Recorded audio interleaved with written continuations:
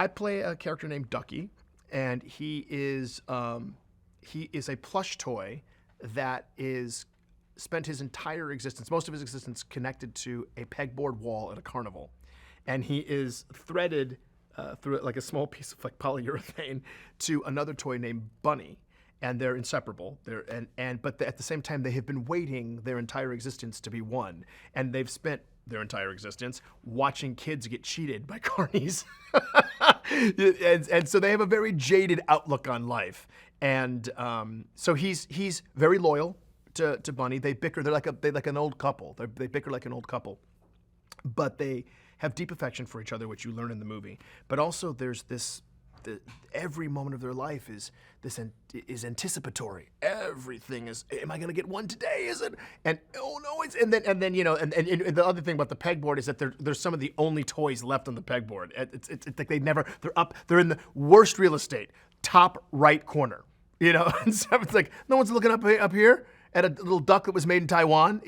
So I think he also has some self-esteem issues that he covers up with aggression.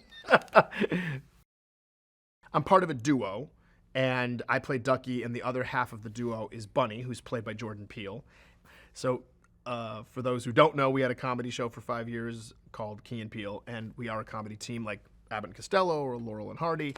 And so the dynamic is very interesting. They're very similar in their outlook of the world. They just want to be owned by a kid, but the kid, they don't even have they don't have an opportunity they don't know what they could do to get their chances to be better. I mean, they're carnival toys, the ring toss, it's all fixed. Those games are fixed. And so it's just this existence where they're going, one day we'll be one, or when will we be one? And also the other thing that the one thing that they never talk about is if one of us is one and the other one isn't, then what happens? So so the dynamic is kind of like an old bickering couple.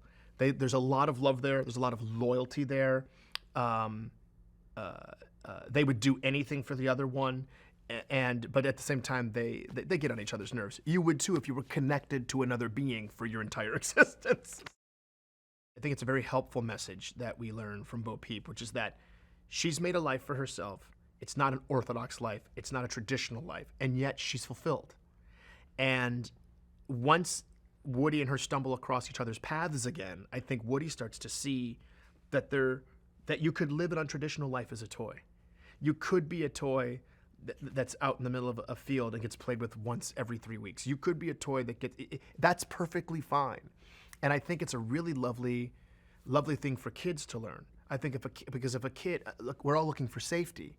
And if a kid goes, I'm just going to go with the flock and do what all those other kids do, or my parents are saying, here's what the culture-scape tells us we're supposed to do, and here's this beloved character in the Disney world that is doing whatever she wants and is thriving at it, and that's exciting. Something that's very funny about Toy Story 4 is Forky's creation and Forky's evolution. You just can't.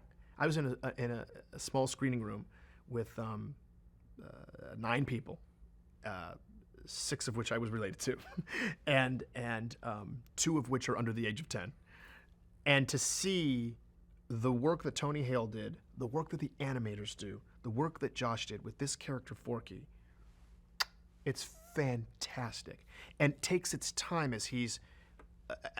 One thing, it's just so funny to watch him just be on this laser path. Trash. He just thinks it's so funny. It's hilarious and a little heartbreaking that he's like, this is what am I exist? I'm a spork, for heaven's sake. I'm supposed to be used and then thrown away. That's what I'm here for. And I love that he knows that as his purpose. But what's ironic is that he wouldn't know that purpose if Bonnie hadn't infused him with love, put eyes on him and a mouth and eyebrows. And she gave him life to love her, and then he wakes up and only sees himself as a spork, which it's fantastic. Josh Cooley is the director, and I'm so very privileged to have been able to work with him, and I think Jordan would say the same. We just really had a wonderful time. He was sometimes the best thing with the director is when they're open to collaboration and they're willing to put their ego aside for a part of their vision. Now, I think in regard to this film, in regard to Josh's vision, it was what about our protagonist haven't we explored yet? What about Woody have we not explored yet? And I think that without ruining anything, he's really come up with a fantastic idea, which is that I think even Woody, in a way, he doesn't know that he's going through an existential crisis. It's fun that I feel like it's subconsciously happening to him.